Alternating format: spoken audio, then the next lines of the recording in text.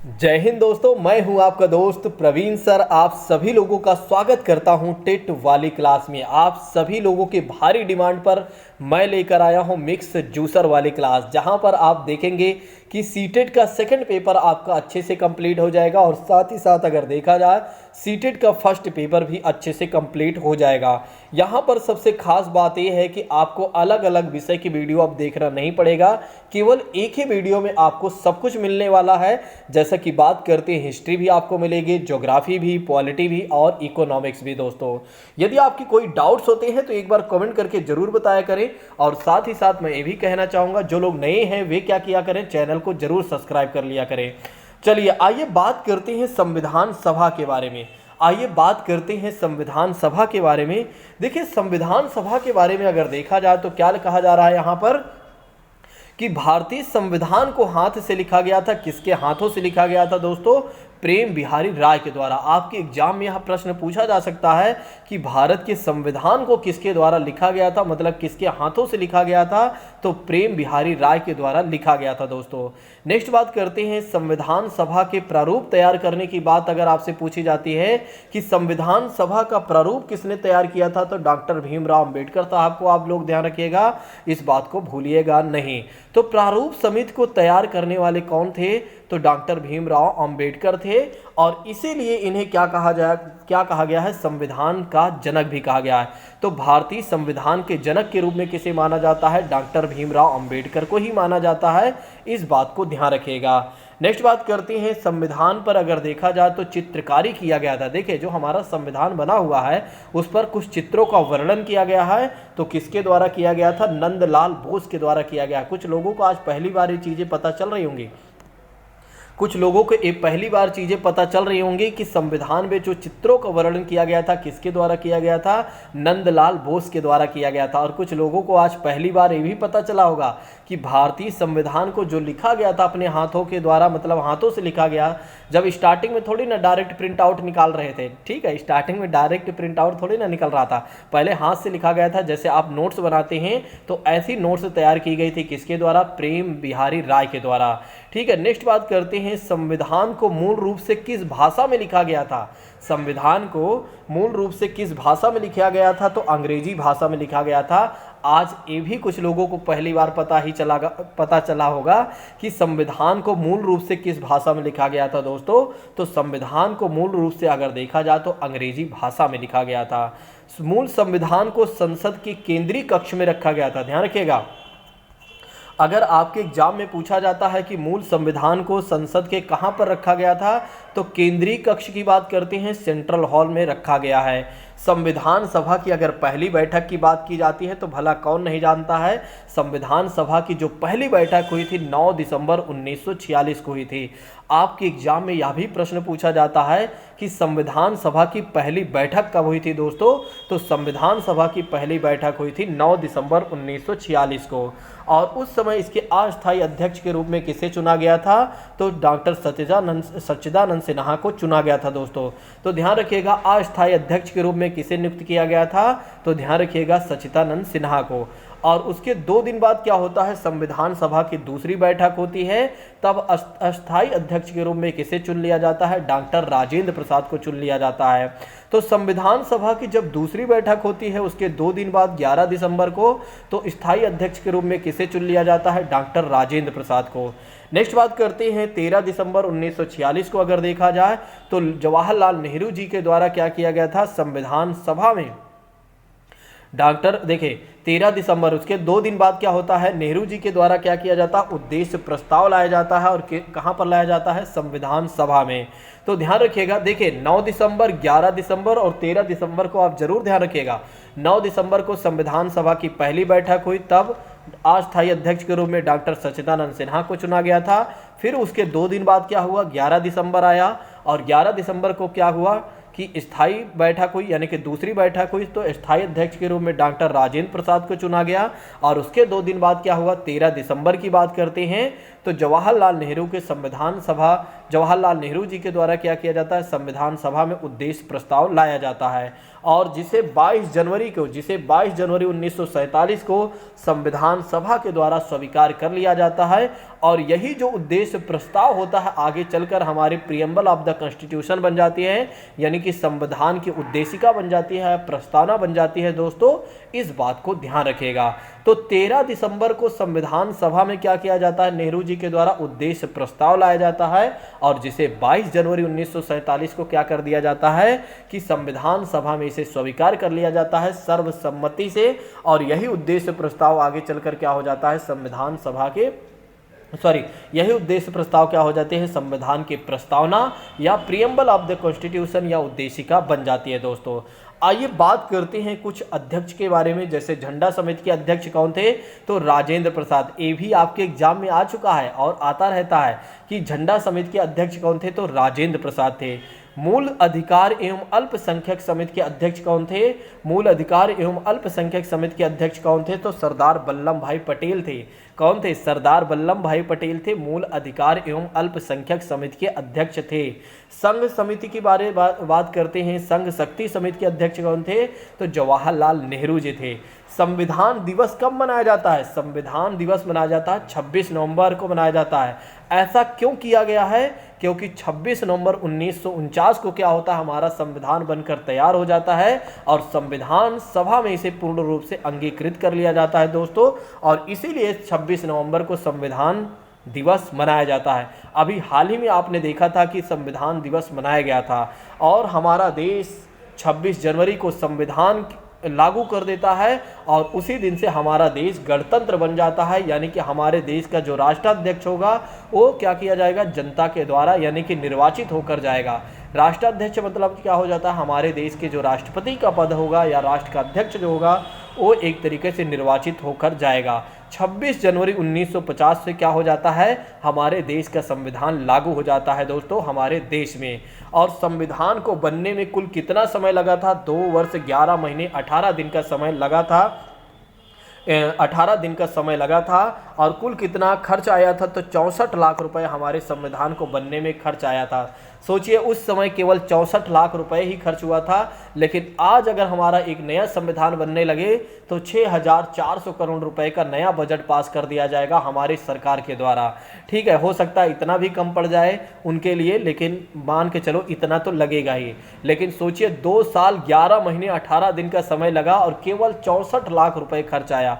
पूरे देश के संविधान को बनाने में केवल और केवल इतना कम पैसे में हमारा काम हो गया। और भारत कब गणतंत्र बना, जब हमारे देश का संविधान लागू हो गया 26 जनवरी 1950 को। इस बात को ध्यान रखिएगा दोस्तों। आइए बात करते हैं संविधान सभा के निर्वाचन के बारे में। संविधान सभा के निर्वाचन के बारे में, कैसे संविधान सभा के निर्वाचन हुई थी दोस्तों। दरअसल क्या हुआ, 1946 में कैबिनेट मिशन योजना के अनुसार जुलाई 1946 में 296 सीटों पर चुनाव किया गया। दरअसल क्या होता है, 1946 में क्या होता है, कैबिनेट मिशन योजना लाई जाती है और इस योजना के अनुसार क्या किया जाता है, 296 सीटों पर चुनाव होता है, जिसमें क्या होता है, कांग्रेस को 208 सीटें मिल जाती हैं और मुस्लिम लीग को अगर देखा जाए तो 73 सीटें ही मिलती हैं, जबकि कुल सीटों की संख्या अगर देखा जाए तो 289 ही थी।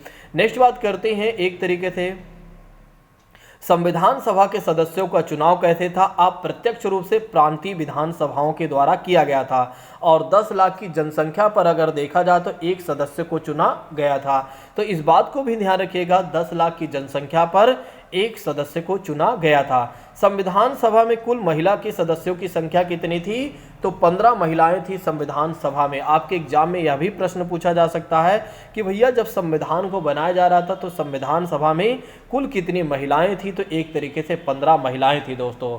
चलिए अब आइए बात करते हैं प्रारूप समिति के बारे में। प्रारूप समिति जिसे ड्राफ्टिंग कमेटी कहा जाता है, मसौदा समिति कहा जाता है या पांडुलेखन समिति भी कहा जाता है।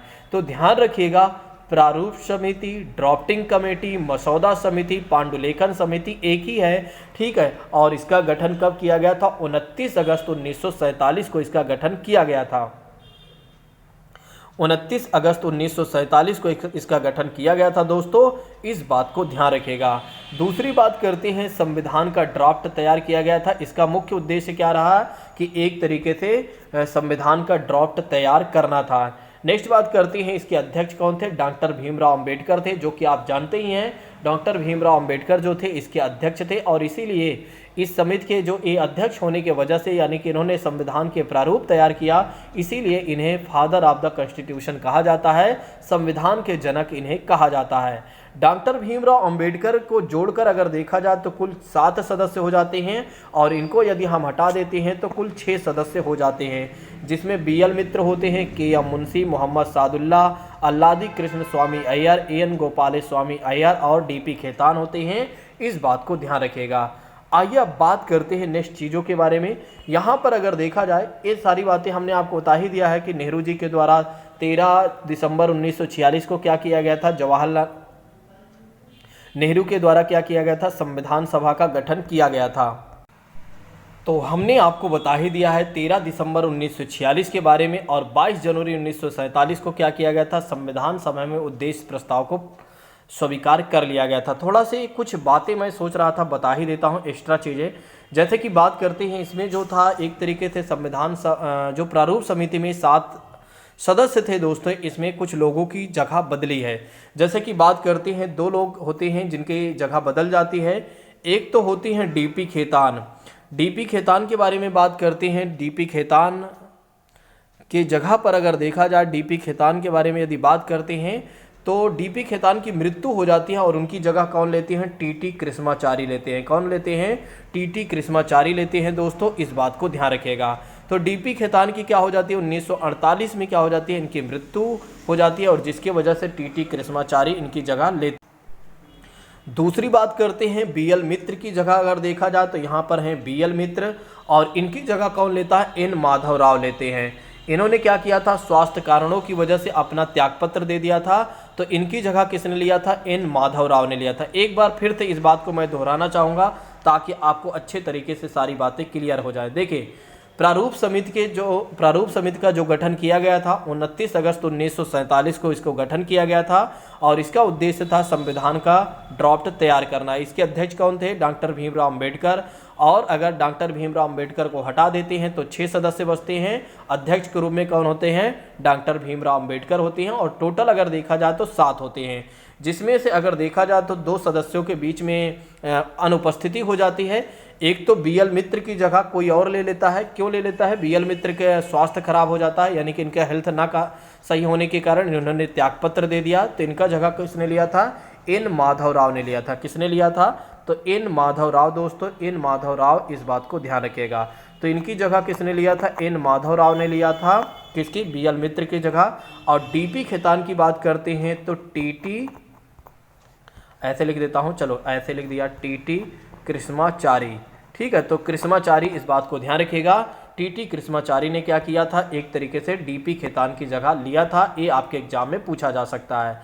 आइए बात करते हैं अन्य चीज़ों के बारे में। देखिए, संविधान सभा की जो अंतिम बैठक हुई थी दोस्तों, वो हुई थी 24 जनवरी 1950 को। तो 24 जनवरी 1950 को क्या हुआ था, संविधान सभा की अंतिम बैठक हुई थी या हुआ था। नेक्स्ट बात करते हैं, संविधान सभा द्वारा क्या किया जाता है, 24 जनवरी 1950 को ही राष्ट्रगान को अपनाया जाता है। आपके एग्जाम में यह भी पूछा जाता है कि राष्ट्रगान को कब अपनाया गया था, तो 24 जनवरी 1950 को राष्ट्रगान को अपनाया गया था। नेक्स्ट बात करते हैं, राष्ट्रगीत के बारे में बात करते हैं, तो 24 जनवरी 1950 को ही क्या होता है, राष्ट्रगीत को भी अपनाया जाता है। और 24 जनवरी 1950 को क्या होता है, एक और बातें ध्यान रखिएगा, एक और खास बात क्या होती है कि जो हमारे देश के पहले राष्ट्रपति बनते हैं डॉक्टर राजेंद्र प्रसाद जी, उनको इसी दिन चुना जाता है। तो इस बात को भी ध्यान रखिएगा, पहले राष्ट्रपति के रूप में हमें कौन मिलता है इसी दिन, 24 जनवरी 1950 को ही डॉक्टर राजेंद्र प्रसाद मिलते हैं हमें, इस बात को भी ध्यान रखिएगा। 24 जनवरी 1950 की 3 बातें आपको खास याद रखनी है दोस्तों। वे 3 बातें कौन कौन सी हैं, एक तो पहली बात हमने आपको बताया कि इस दिन क्या हुआ था कि संविधान सभा की अंतिम बैठक हुई थी। इस दिन क्या हुआ था दोस्तों, संविधान सभा की अंतिम बैठक हुई थी, इस बात को ध्यान रखना है। और दूसरी बातें हमने आपको बताया था दोस्तों, दूसरी बातें हमने आपको बताया कि इसी दिन क्या होता है, राष्ट्रगान को। और तीसरी बातें हमने आपको बताया दोस्तों, तीसरी बातें हमने आपको बताया कि एक तो राष्ट्रगीत को अपनाया जाता है, और एक और बात याद रखिएगा, 24 जनवरी 1950 को ही क्या किया जाता है, 24 जनवरी 1950 को क्या किया जाता है, डॉक्टर राजेंद्र प्रसाद को भारत के पहले राष्ट्रपति के रूप में चुना जाता है। तो भारत के पहले राष्ट्रपति कब चुने जाते हैं, 24 जनवरी 1950 को, जिस दिन संविधान सभा की अंतिम बैठक होती है। आपके एग्जाम में यह प्रश्न पूछा जा सकता है, ध्यान रखिएगा। राजभाषा हिंदी को स्वीकार कब किया गया था, तो राजभाषा हिंदी को स्वीकार कब किया गया था, 14 सितंबर 1949 को। नेक्स्ट बात करते हैं 26 जनवरी 1950 को क्या होता है, भारत के राष्ट्रीय चिन्ह के रूप में सारनाथ के अशोक स्तंभ को स्वीकार कर लिया जाता है। आज कुछ लोगों को पहली बार पूरा डेट के साथ पता चला होगा कि भारत के राष्ट्रीय चिन्ह जो अशोक है, अशोक का जो स्तंभ है, सारनाथ के जो अशोक का स्तंभ है, इसे कब चुना गया था, तो 24 जनवरी 1950 को। दोस्तों इस बात को ध्यान रखिएगा। अब आइए बात करते हैं राष्ट्रीय ध्वज को स्वीकार कब किया गया, तो 22 जुलाई 1947 को क्या किया गया, राष्ट्रीय ध्वज को स्वीकार किया गया था। तो 22 जुलाई 1947 को अगर देखा जाए तो राष्ट्रीय ध्वज को क्या किया गया था, स्वीकार किया गया था। इस बात को आप लोग ध्यान रखिएगा। अब आइए बात करते हैं नेक्स्ट चीज़ों के बारे में। दोस्तों राष्ट्रीय ध्वज का डिजाइन किसने तैयार किया था, ये आपके एग्जाम में आ सकता है। देखिए सीटेट जैसे परीक्षा में कहीं ना कहीं इस तरह के प्रश्न जरूर पूछे जा सकते हैं, क्योंकि एनसीईआरटी के महत्वपूर्ण चीज़ें हैं, एनसीईआरटी की महत्वपूर्ण चीज़ें हैं। दोस्तों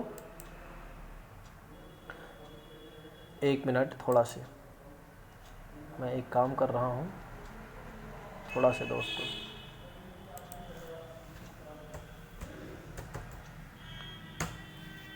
एक मिनट, थोड़ा सा।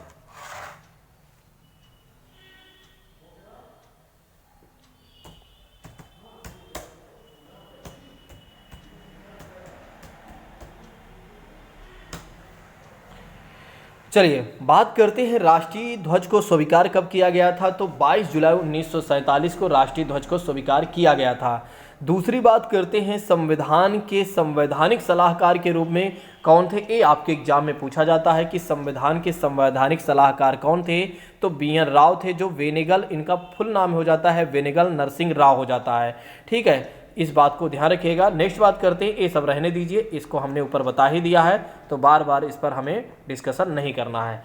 अब आइए बात करते हैं संविधान के भाग 1 के बारे में, और संविधान का भाग 1 कैसे है। संविधान के भाग 1 क्या है, एक तरीके से संविधान का भाग 1 कैसा है दोस्तों, संविधान के भाग 1 में क्या कहा गया है, संघ और राज्य क्षेत्र के बारे में बताया गया है। ठीक है, थोड़ा से दो तीन काम उसी समय करना होता है कई बार, तो इसकी वजह से क्या होता है कि थोड़ा से इधर उधर हो जाता है। ठीक है, वैसे कुछ हुआ नहीं है, बस ठीक है। चलिए बात करते हैं संविधान के भाग 1 के बारे में। संविधान के भाग 1 में क्या कहा गया है, संघ और राज्य क्षेत्र के बारे में कहा गया है, जिसमें अगर देखा जाए तो अनुच्छेद 1 से लेकर 4 तक के बारे में चर्चा की गई है। तो संविधान इसमें देखा जाए तो अनुच्छेद 1 से लेकर 4 तक चर्चा की गई है। अनुच्छेद 1 में क्या कहा गया है, भारत अर्थात इंडिया यानी कि राज्यों का संघ होगा। आपके एग्जाम में यह प्रश्न पूछा जाता है कि अनुच्छेद 1 में क्या कहा गया है, तो अनुच्छेद 1 में कहा गया है भारत अर्थात इंडिया राज्यों का संघ होगा। भारतीय संघ में 3 प्रकार के राज्य हैं। देखिए भारतीय संघ में अगर देखा जाए तो 3 प्रकार के राज्य हैं, एक तो राज्यों का राज्य क्षेत्र है, दूसरा अगर देखा जाए तो केंद्र शासित प्रदेश है, और तीसरी बात करते हैं अर्जित किए गए भूभाग हैं। कहने मतलब एक तो राज्यों का राज्य क्षेत्र है पूरा राज्यों का, दूसरी बात करते हैं यानी कि 28 राज्य, यहाँ पर अगर देखा जाए तो केंद्र शासित क्षेत्र की बात करते हैं तो 8 राज्य हैं, और अर्जित किए गए भू राज्य की बात करते हैं तो कुछ ऐसे राज्य हैं जिनको हमने क्या किया था, अर्जित कर लिया था, यानी कि अपने क्षेत्र में मिला लिया था, जैसे कि बात करते हैं सिक्किम वगैरह की। तो अनुच्छेद 1 में क्या कहा गया है, अनुच्छेद में कहा गया है कि भारत अर्थात इंडिया जो है राज्यों का संघ होगा, जिसमें अगर देखा जाए तो 28 राज्य 8 केंद्र शासित प्रदेश हैं। ठीक है, और एक बातें ध्यान रखिएगा, संविधान के भाग 1 में संविधान के अनुच्छेद 1 में ये भी कहा गया है कि भारत एक ऐसा देश है जो मतलब किसी भी, भारत एक ऐसा देश है जिससे कोई भी राज्य अलग नहीं हो सकता है, मतलब कि कोई भी राज्य इससे अलग नहीं हो सकता। 28 राज्यों में अगर देखा जाए तो कोई भी राज्य ये नहीं कह सकता है, या 8 केंद्र शासित प्रदेश में कोई ये राज्य नहीं कह सकता है कि भैया हम अलग होना चाहते हैं, हमें किसी और जगह जाने दीजिए। जैसे अमेरिका में क्या है कि जितने भी देश बने हुए हैं दोस्तों, वे सारे देश एक तरीके से देखा जाए, जितने भी देश एक तरीके से जुड़े हुए हैं यूनाइटेड स्टेट ऑफ अमेरिका में, वे सारे देश एक संधि के तहत हैं। लेकिन जो भारत है भारत जो है एक ही है, प्रशासनिक दृष्टिकोण से ही भारत को बांटा गया है, ना कि एक तरीके से किसी समझौते के तहत इसको बांटा गया और मिलाया गया है। ठीक है, तो इस बात को ध्यान रखिएगा। अनुच्छेद 1 में इस बात की भी चर्चा की गई है। चलिए, अनुच्छेद 2 में क्या कहा गया है? अनुच्छेद 2 में कहा गया है कि नए राज्यों का प्रवेश या स्थापना की बात करते हैं। अनुच्छेद 2 में कहा गया है कि नए राज्यों का प्रवेश या स्थापना यदि भारतीय संसद नए राज्यों को शामिल करना चाहती है तो कर सकती है। अनुच्छेद 2 में ऐसा कहा गया है। तो ध्यान रखिएगा, अनुच्छेद 2 में क्या क्या कहा गया है कि भारतीय संसद यानी कि भारत की संसद अगर चाहे तो नए राज्यों को शामिल करना चाहे तो वो शामिल कर सकती है दोस्तों। चलिए नेक्स्ट बात करते हैं, अनुच्छेद 3 की बात करते हैं। अनुच्छेद 3 में क्या कहा गया है? नए राज्यों का प्रवेश या स्थापना और वर्तमान राज्यों के नाम या सीमा में परिवर्तन करना चाहे तो वो कौन कर सकती है? संसद ऐसा कर सकती है। तो आपके एग्जाम में यह प्रश्न पूछा जा सकता है कि संविधान के अनुच्छेद 3 में क्या कहा गया है? तो संविधान के अनुच्छेद 3 में कहा गया है कि अगर संसद चाहे, भारत की संसद चाहे तो किसी भी राज्य को क्या कर सकती है? किसी भी राज्य को अपने मतलब किसी भी राज्य के सीमा में परिवर्तन कर सकती है, यानी कि बढ़ा घटा सकती है, ऐसा कर सकती है। इस बात को ध्यान रखिएगा। अनुच्छेद 4 में कहा गया है दोस्तों, यहाँ पर अनुच्छेद 4 तो नहीं होगा लेकिन मैं बता दे रहा हूँ। अनुच्छेद 4 में कहा गया अनुच्छेद 2 और 3 में जो भी परिवर्तन किया गया, अनुच्छेद 2 और 3 में जो भी परिवर्तन किया गया है वो अनुच्छेद 368 के तहत नहीं माना जाएगा। ठीक है, अनुच्छेद 3 में जो भी परिवर्तन किया गया है वो अनुच्छेद 368 के तहत नहीं माना जाएगा। 2 और 3 में जो भी परिवर्तन किया जाएगा वो अनुच्छेद 368 के तहत नहीं माना जाएगा। इस बात को ध्यान रखिएगा। चलिए अब बात करते हैं भाषा के आधार पर राज्यों की मांग के बारे में बात कर लेते हैं। भाषा के आधार पर राज्यों की मांग के बारे में बात कर लेते हैं। दरअसल क्या होता है, कई बार दिमाग भटक इसलिए जाता है कि जब एक साथ कई काम करने करने लगे आप, तो क्या होता है कि कई बार माइंड इधर उधर हो जाता है। ठीक है, जो चीज़ें हम बताना चाहते हैं उतना प्रोडक्टिविटी नहीं आ पाती है। मुझे लगता है कि इस क्लास को यहीं पर स्थगित करना होगा, क्योंकि एक साथ 2-3 काम चल रहे हैं। जैसे कि बात करते हैं कि कुछ छात्रों का बार बार क्वेश्चन आ जाता है, वैसे यहाँ तक देख लेते हैं और कल हम ज्योग्राफी वाले क्वेश्चन और हिस्ट्री वाले क्वेश्चन को देखेंगे। ठीक है, चलिए यहाँ तक देख लेते हैं। जैसे कि बात करते हैं भाषा के आधार पर राज्यों की मांग की गई है। भाषा के आधार पर देखिए, भारत में जितने भी राज्य बने हुए हैं, जो आपको 28 राज्य 8 केंद्र शासित प्रदेश दिखते हैं, ठीक है, स्टार्टिंग में क्या हुआ था? भाषा के आधार पर ही इनको बनाया गया था। ठीक है, भाषा के आधार पर ही इन राज्यों का गठन किया गया था, जिसमें भाषा के आधार पर अगर देखा जाए तो भारत का सबसे पहला राज्य बना था आंध्र प्रदेश। ये आपके एग्जाम में पूछा जाता है या पूछा जा सकता है कि भारत का पहला राज्य कौन सा बना था। भारत का पहला राज्य कौन सा बना था और किस आधार पर बना था? तो भारत का पहला राज्य बना था आंध्र प्रदेश, और किस आधार पर बना था? तो भाषा के आधार पर बना था। 1 अक्टूबर 1953 को यह पहला राज्य बना था। राज्य पुनर्गठन आयोग भी बनाया गया था एक तरीके से राज्यों को बनाने के लिए। तो इसके अध्यक्ष अगर देखा जाए तो अध्यक्ष आते हैं फजल अली आते हैं, और सदस्य में कौन आते हैं? हृदयनाथ कुंजरू और KM पडिक्कर के बारे में ध्यान रखिएगा। तो दरअसल क्या हुआ था, राज्य पुनर्गठन आयोग का भी गठन किया गया था कि राज्यों को कैसे, एक तरीके जितने भी राज्य हैं कैसे इनको बांटना चाहिए या कैसे राज्यों को बनाना चाहिए। तो उसके लिए एक आयोग का गठन किया गया था और राज्य पुनर्गठन आयोग था 1953 में। तो दोस्तों इसमें अध्यक्ष कौन थे? फजल अली थे। अध्यक्ष कौन थे? फजल अली थे। और सदस्य कौन थे? हृदयनाथ कुंजरू और KM पडिक्कर थे। नेक्स्ट बात करते हैं, अगर देखा जाए तो उस समय क्या होता है, राज्य पुनर्गठन अधिनियम एक लाया जाता है 1956। 1956 में क्या किया जाता है, भारतीय राज्यों को 4 श्रेणी में बांट दिया जाता है, जिसमें 14 राज्य बन जाते हैं और 6 केंद्र शासित प्रदेश का निर्माण हो जाता है या 6 केंद्र शासित प्रदेश बन जाते हैं। और अभी हाल ही में क्या हुआ था, कुछ परिवर्तन हुआ दोस्तों। अभी हाल ही में क्या हुआ, कुछ परिवर्तन हुआ। जैसे कि बात करते हैं, जो परिवर्तन किया गया दोस्तों, जो परिवर्तन किया गया वो है जम्मू कश्मीर से 370 को वापस लेना। जम्मू कश्मीर से 370 को वापस लेना।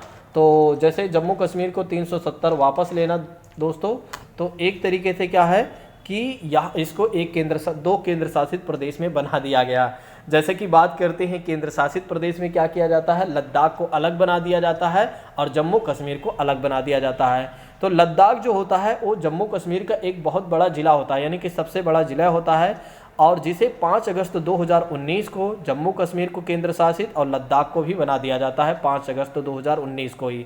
कई बार 31 अक्टूबर 2019 आ जाता है तो भी मान लीजिएगा, क्योंकि यह एक तरीके से इस जो 5 अगस्त 2019 की बात आती है, उस दिन क्या किया गया था, कहीं ना कहीं एक तरीके से देखा जाए उस दिन क्या किया गया था दोस्तों, उस दिन एक तरीके से इसको लागू नहीं किया गया था, बस एक तरीके से हटाया गया था। लेकिन 31 अक्टूबर 2019 को क्या किया जाता है, लागू कर दिया जाता है। नेक्स्ट बात करते हैं तेलंगाना को क्या किया जाता है। तेलंगाना राज्य को 2 जून 2014 को बनाया जाता है, ये बातें भी ध्यान रखिएगा। और 2000 में 3 राज्यों का निर्माण किया जाता है। एक तो छत्तीसगढ़ राज्य बनता है 1 नवंबर 2000 को, और उत्तराखंड उत्तर प्रदेश से कटकर बनता है 9 नवंबर 2000 को, और झारखंड बनता है बिहार से कटकर 15 नवंबर 2000 को। इस बात को ध्यान रखिएगा कि 2000 में 3 राज्यों का निर्माण होता है, एक तो तेलंगाना एक छत्तीसगढ़, दूसरा उत्तराखंड, तीसरा अगर देखा जाए तो झारखंड दोस्तों। नेक्स्ट बात करते हैं गोवा, दमन दीव और दादर नगर हवेली के बारे में बात करते हैं।